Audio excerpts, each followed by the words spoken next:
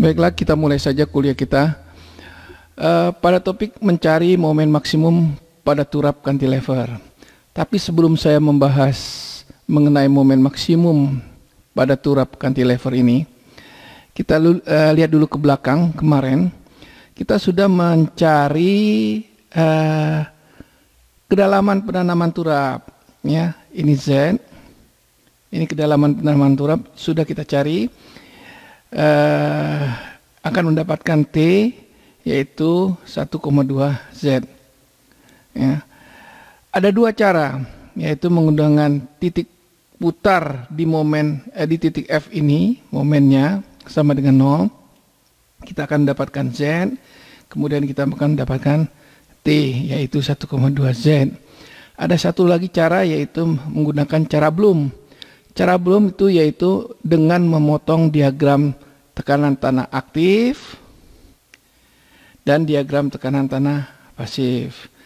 Dengan menarik sebuah garis yang dinamakan garis Bloom ini, sehingga didapatlah diagram tekanan tanah aktifnya hanya segini, sebelah kanan, dan tekanan tanah pasifnya sebelah kiri yang sebelah ini. Ya.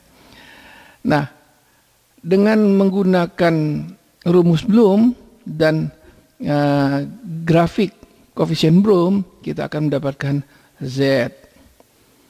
Dan demikian juga dengan T-nya didapat. Ya, itu udah kita lewati semua. Dan pada kesempatan yang berikut ini kita coba mencari momen maksimum pada turap cantilever. Turapnya masih yang itu juga, yang kemarin juga, yaitu ini. Ini turapnya. Kemudian ini tanah yang di belakang turap, atau dengan kata lain, tanah yang ditahan oleh turap. Ini adalah tanah yang di depan turap. Jadi fungsi turap adalah menahan tanah setinggi H ini sehingga tidak longsor ataupun failure ke sebelah kiri turap ini, ya. Itu. Nah, kembali ke momen maksimum pada turap cantilever. Diagram tekanan tanah yang kita pakai adalah diagram tekanan tanah yang sudah dipotong oleh garis Bloom ini. Ya. Jadi kita hanya melihat tekanan tanah aktif di sebelah kanan ini, itu hanya segitiga yang digambarkan ini, ya. Ini kita sebutkan jumlah tekanan tanah aktif atau EA, ya. Kemudian tekanan tanah pasifnya yang kita ambil yaitu yang sebelah kiri ini, ya. Ini yang dikatakan dengan jumlah tekanan tanah pasif. Kemudian karena kita tahu bahwa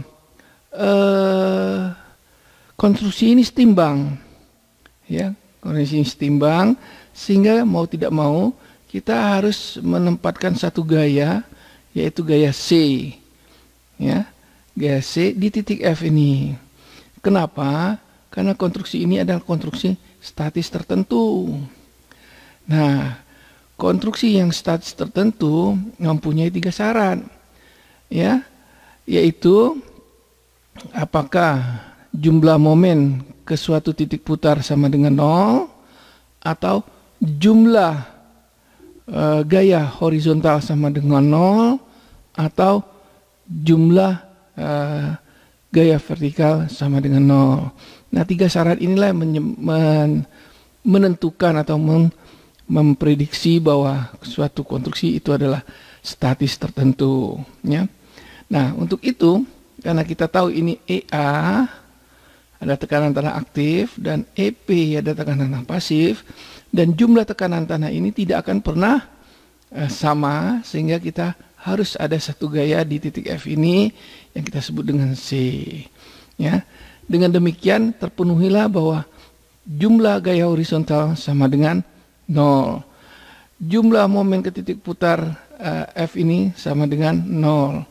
Sudah kita buktikan dengan mendapatkan Z ini kemarin, ya.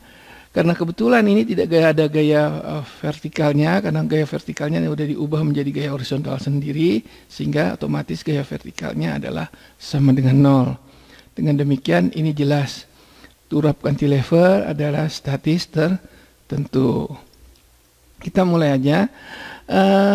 Untuk mendapatkan gaya C tadi, ya, kita tahu bahwa kalau EA dijumlahkan dengan EP karena dia berlawanan arah, maka harus ada gaya C ini.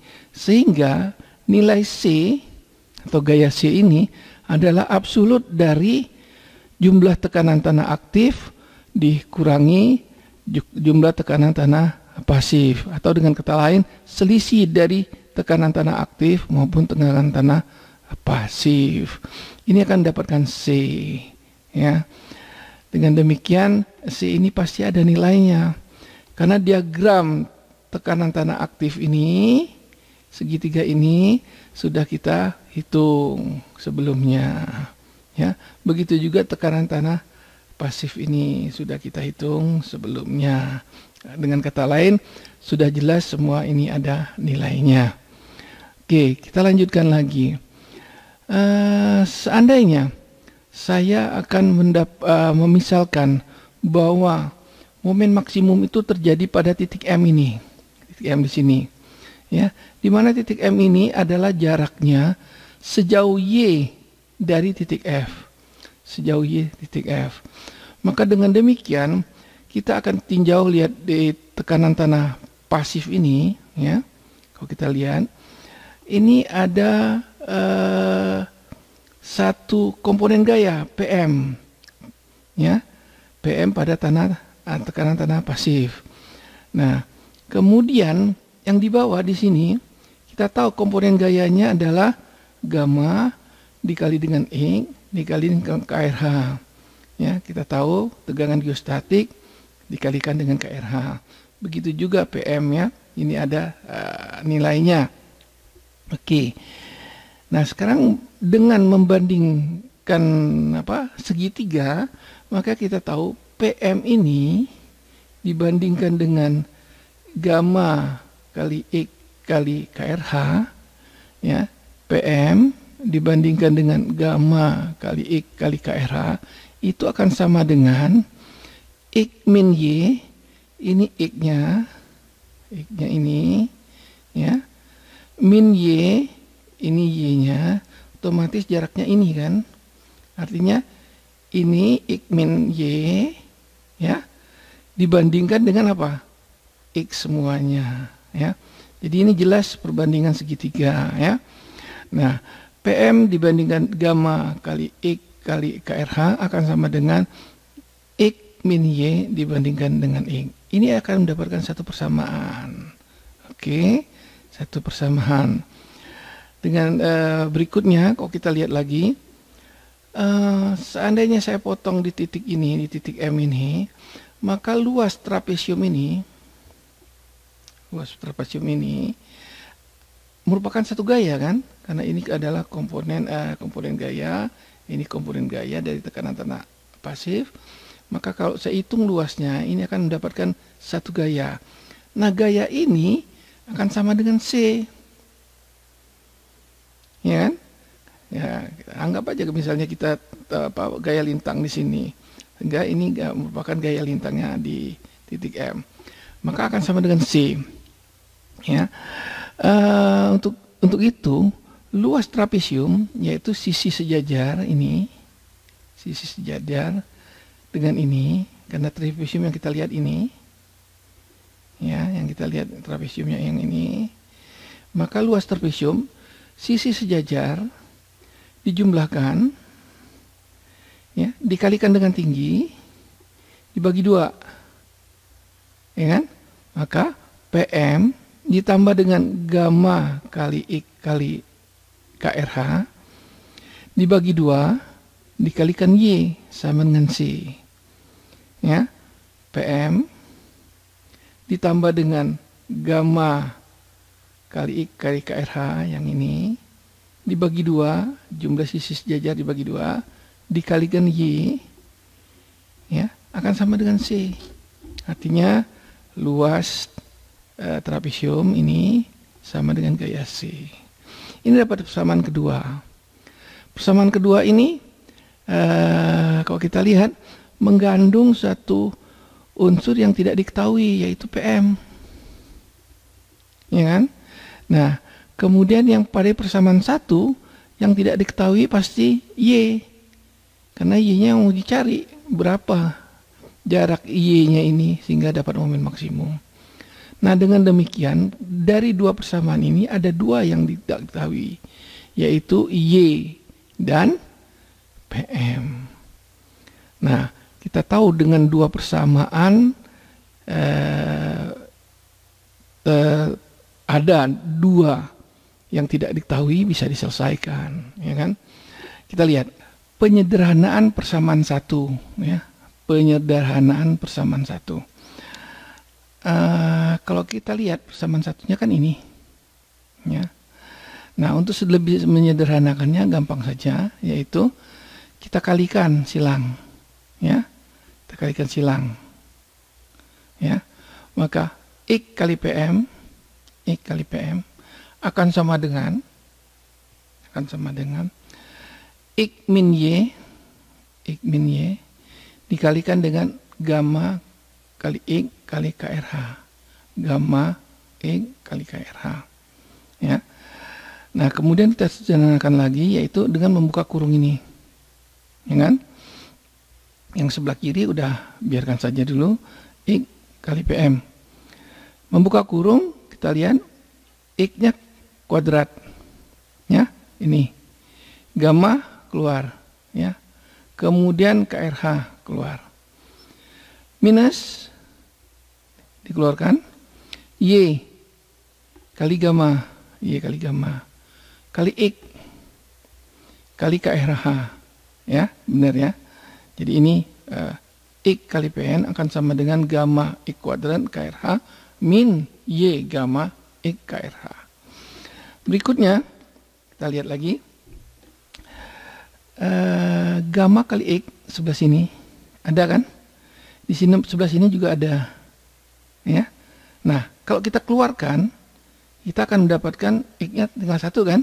X tinggal satu. Oke. Kemudian yang sisanya adalah gamma kali X kali apa? KRH, ya. Gamma kali X kali KRH, ya. Nah, X-nya ini satu, tinggal satu, ya. Kemudian yang ada di sini adalah Y tadi kan, ada Y1 di sini. Y-nya sendiri itu adalah kalau kita lihat sebelah ini tadi, ya, kalau kita lihat ya, Y dikali gamma kali X kali KRH, ya kan? Ini udah habis, ya. Ini KRH-nya habis karena kita keluarkan tadi, yaitu yang kita keluarkan tadi itu adalah X KRH. X KRH kita keluarkan, ya. Sorry, gamanya juga kita keluarkan karena ini ada X gamma KRH. X gamma KRH. Tinggal sebelah sini ada Y, di sebelah sini adalah X, ya. Kali KRH kali gamma. Oke. Nah, Anda perhatikan. Nah, berikutnya Anda lihat ini, X ini, ya kan, adalah di sebelah sini, ya. Kalau kita lihat sebelah apa kiri, maka kalau kita ini tadi selesaikan, maka Y-nya keluar sendiri kan minus, jadi ke sebelah kanan jadi plus, yang X min anunya jadi minus sini, ya. Nah, terbalik gitu, ya. Oke. X minus X PM dibagi gamma X KRH. Setuju nih saya rasa, ya.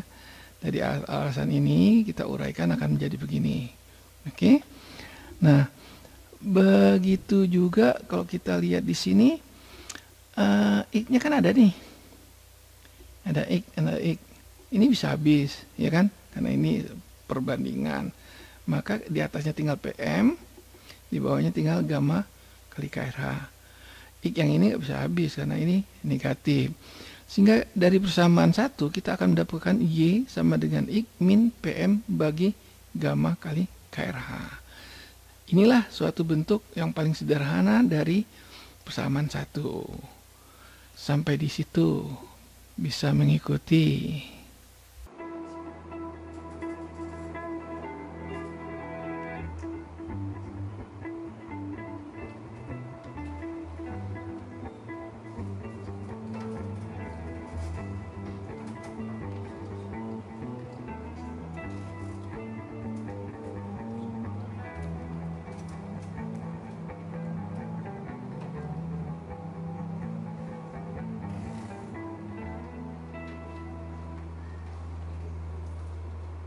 Baiklah, dari persamaan 2 sekarang. Dari persamaan 2, ini persamaan 2, yaitu kalau kita lihat tadi persamaan 2-nya ini ya. PM ditambah dengan gamma kali X kali KRH dibagi 2 kali Y sama dengan C. Ini persamaan 2. Oke. Ya, kita tulis di sini sekarang, ya. Kita lihat. Nah, PM plus gamma kali X kali KRH dibagi 2 kali Y sama dengan C. Oke. Nah, ini kita biarkan dulu turun ke bawah sini sama Y-nya kita ganti. Y-nya kan udah dapat tadi. Yang ini kan. Nah, Y sama dengan X min PM bagi gamma kali KRH. Masukkan ke sini. Ya, yang ini Y kita ganti dengan ini. Ya, sehingga bentuknya akan begini, ya, X min PM bagi gamma kali R sama dengan C. Nah, berikutnya kita selesaikan sekarang. Misalnya ini, ya, tentu buka kurung dulu kan, buka kurung. Nah, tapi yang paling enak duanya dulu kita lempar ke kanan. Kenapa? Ini kan perkalian, bisa 2C-nya keluarkan ke sini. 2C. Oke, kemudian sehingga nggak ada di bawah kan, X dikali PM, ini langsung buka dia. Terus X dikali gamma kali X kali KRH, X-nya kuadrat. Oke, selesai itu suku ini kali sini. Oke, nah sekarang minusnya ini, ya, PM dibagi gamma kali KRH kali PM dulu, PM kuadrat, bawahnya ada gamma kali KRH. Oke, yang ini, jadi suku ini dikali dengan ini, dapat ini, PM-nya kuadrat. Oke, nah suku ini sekarang kali yang ini, ya, karena ini minus, ini plus, tetap minus. Oke, ya, nah Anda perhatikan. Di sini tadi PM kuadrat udah, X kali PM. Kenapa? Ya, karena gamma kali KRH, ini kan gamma kali KRH dikalikan habis. Ya, PM yang ini ada X-nya yang atas ini. Oke, jadi selesai. Suku ini dikalikan suku ini. Oke, dapatnya X kali PM minus. Nah, ini sederhana sama dengan 2C. Oke. Nah, sekarang yang ini kita coba lihat, ya. X PM-nya Anda perhatikan, ini X PM, ini plus, ini minus, hilang nih, ya. Tinggal ada gamma X kuadrat KRH, gamma X kuadrat KRH, ya. Oke. Kemudian ada PM kuadrat dibagi dengan gamma kali KRH. Ya. Ini PM kuadrat, ya, gamma kali KRH. Oke. Sampai di situ, ya. Jadi Anda perhatikan di sini ini sebelah 1, ya, kemudian yang minusnya ini, ya. XPM-nya habis sehingga benar ini. Jadi sebelah kiri tinggal gamma X kuadrat KRH minus PM kuadrat bagi gamma KRH. sama dengan 2C. Oke ya.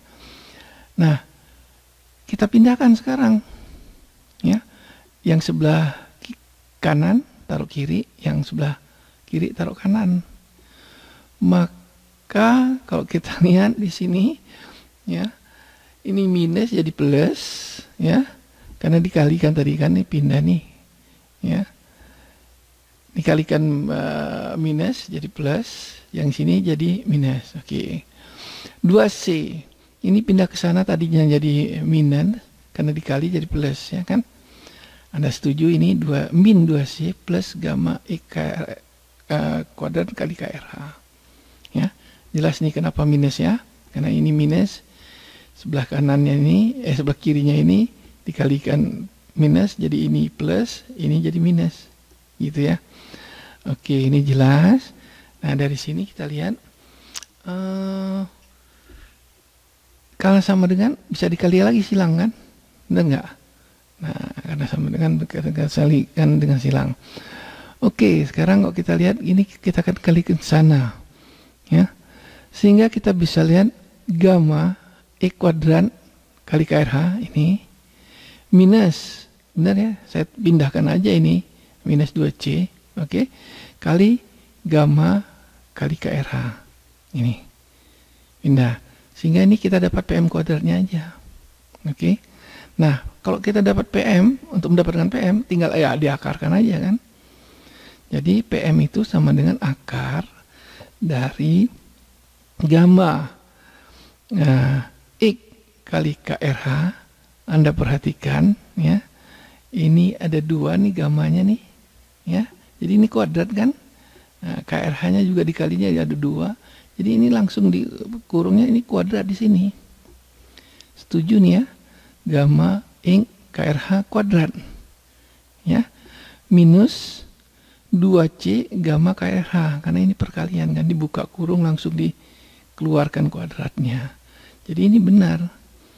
Jadi bawah PM itu sama dengan akar dari gamma kali X KRH kuadrat minus 2C kali gamma kali KRH. Anda perhatikan, X kan sudah ada angkanya, KRH juga sudah ada angkanya, C udah kita cari tadi, gamma juga udah ada angkanya jelas. Ini ada nilainya semua ini ya. Nilainya ini karena diangkar mesti ya tidak imajiner lah ini ya. Maka nilai PM-nya ada. Oke. PM-nya didapat, dengan demikian Y-nya juga akan didapat nih. Oke. Nah, jadi kita dengan dua persamaan ini, PM kita ketahui, Y-nya akan didapat. Oke, sampai di situ artinya apa? Posisi momen maksimum atau titik M ini akan diketahui apabila Y-nya diketahui. Jadi momen maksimumnya ada di titik ini, jelas. Ini baru sampai posisinya, belum besar momennya. Sampai di situ ada pertanyaan nggak?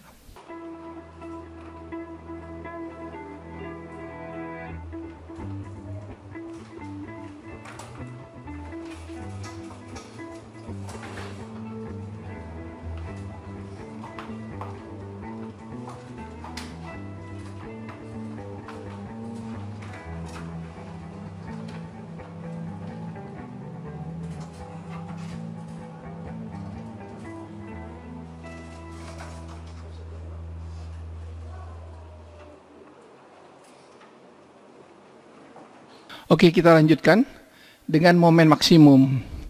Nah, momen maksimum ini kalau kita lihat tadi ya, akan didapat dengan apabila ya PM ini udah dapat ya. PM ini ada angkanya karena apa? Gamma X KRH 2C gamma KRH ini ada angkanya. Oke. PM ini didapat, kita masukkan ke sini. Kita masukkan ke sini.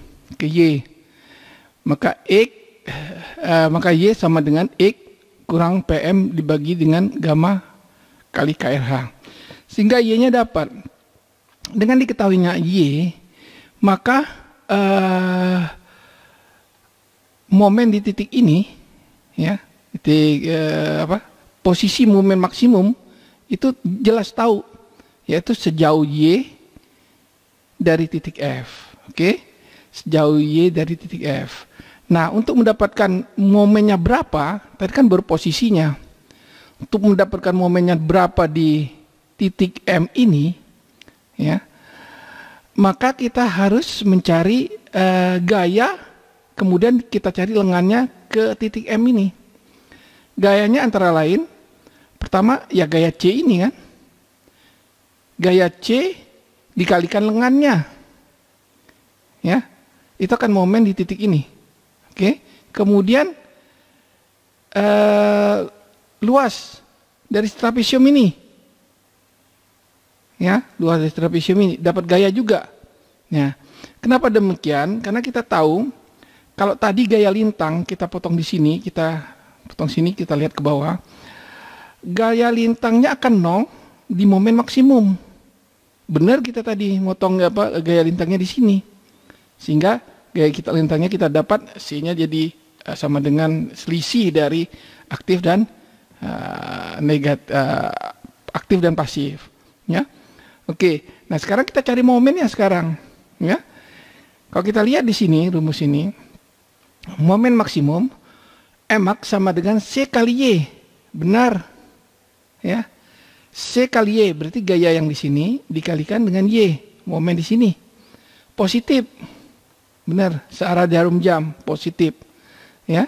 Kemudian ada satu lagi gaya, yaitu ini, trapesium ini. Nah, untuk mendapatkan gaya trapesium ini, kita hitung luasnya. Luas trapesium jelas, bisa kita ketahui. Ya, jumlah sisi sejajar dibagi 2 kali tinggi. Itu adalah luasnya. Cuman masalahnya, titik beratnya di mana trapesium ini? Nah, titik berat ini nggak bisa kita cari. Maka dari itu, trapesium yang ada di sebelah kiri ini sebagai gaya, satu lagi gaya untuk momen di titik M ini, kita bagi diagramnya. Pertama, kita bagi yang persegi panjang ini dulu. Ini, ya, persegi panjang. Kita namakan gayanya PM1 kecil ini. Ya. Kemudian satu lagi yaitu segitiga ini, ya, segitiga ini kita namakan PM2. Kenapa demikian? Karena kita tahu ini gaya untuk yang segi 4 pasti lengannya setengah dari tinggi ini, atau dengan kata lain setengah dari Y ini. Begitu juga segitiga ini, ya, titik beratnya pasti 1/3 dari bawah, 2/3 dari atas. Artinya apa? Untuk ke titik M, gaya PM2 ini, yaitu 2/3 dari Y kan? Nah, maka dari itu kalau kita lihat rumusnya di bawah, ya, min setengah PM kali Y kuadrat. Setengahnya yang mana?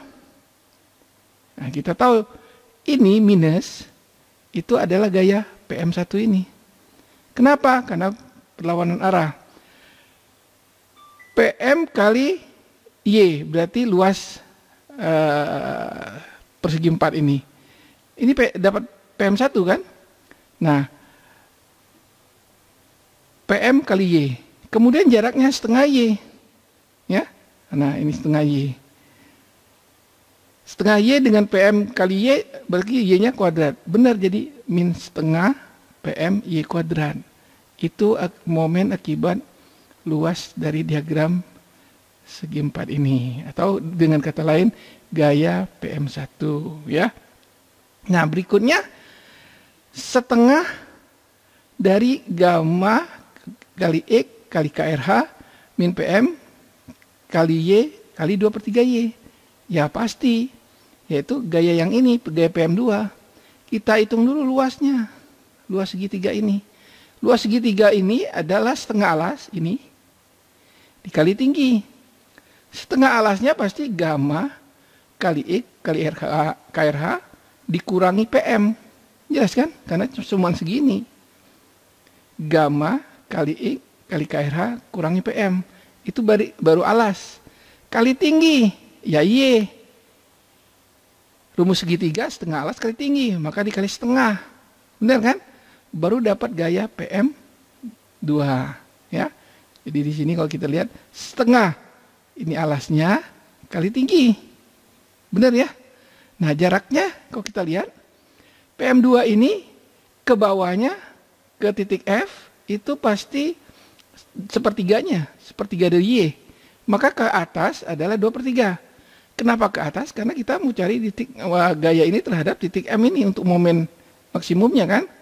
Nah, maka dari itu di sini dikali dengan 2/3 Y. Jadi jelas min setengah gamma X KRH min PM kali Y kali 2/3 Y. Dengan demikian, kalau kita ini diselesaikan secara matematik, maka tinggal ini benar, tidak bisa diuraikan lagi ya. C kali Y aja, C-nya ada nilai, Y ada nilai, setengah PM Y kuadrat ini juga udah baku, udah ringkas ya. Sehingga kita tinggal masukin PM, masukin Y. Nah, yang ini ya, tinggal dibuka kurung aja kan? Ya. Tapi sebelumnya ya setengah kali 2/3 dulu bisa kan? Setengah kali 2/3 ya jadi sepertiga. Oke. Y-nya di sini kan ada 2, maka kita kuadrat. Oke. Nah, baru gamma X KRH min PM. Ya, ini nggak usah diuraikan lagi. Kenapa? Ini semua ada angkanya. Tinggal masukkan aja, ini berarti momen maksimumnya didapat. Ya. Momen maksimum didapat, dengan kata lain, kita sudah bisa mencari momen tahanan. Momen tahanan itu atau W, itu momen maksimum dibagi dengan tegangan izin baja atau beton, atau tegangan izin dari beton atau baja dari bahan. Nah, ini ya. Tegangan izinnya tentu ini Anda bahannya pakai apa? K225 ya, U24 misalnya bajanya. Nah, ini pasti ada tegangan izinnya ya. Oke. Dengan diketahui W ini kan momen tahanan 1/6 dari B kali H kuadrat kan? Kalau R inersia 1/12 B H pangkat 3. Nah, W-nya ini kita cari, biasanya kita ada tabel profil turap ya. Itu tinggal dilihat momen tahanannya berapa, ada nomor profil turapnya. Dengan demikian dimensi turap dapat dilihat dan bisa dipakai sebagai bahan dari pelaksanaan nanti ya, bangunan turapnya.